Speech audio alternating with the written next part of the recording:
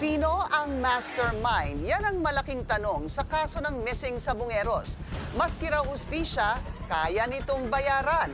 Narito ang agenda report ni Joash Malimban.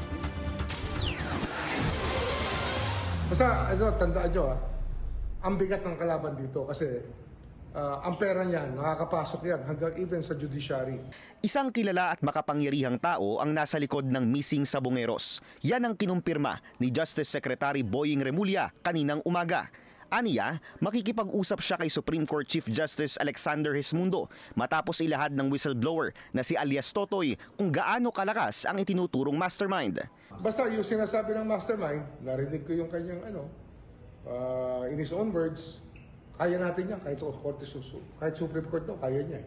Sinasabi niya. Ani Secretary Remulla, ipararating niya kay Chief Justice Gesmundo ang mga balakid sa investigasyon at case build-up ng prosecution.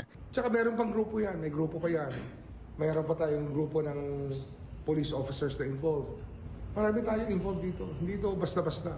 Matapos ang 4 na taon, muling pumutok ang kaso ng missing sabungeros matapos lumutang ni alias Totoy.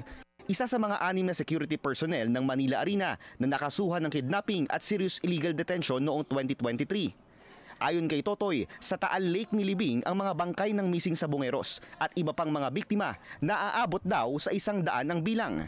Ayon kay Remulla, nakikipag-ugnayan na sila sa Philippine Navy at Coast Guard para planuhin ang gagawing retrieval operations.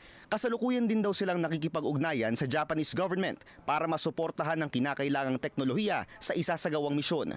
Para sa agenda, Joash Malimban, Billionaire News Channel.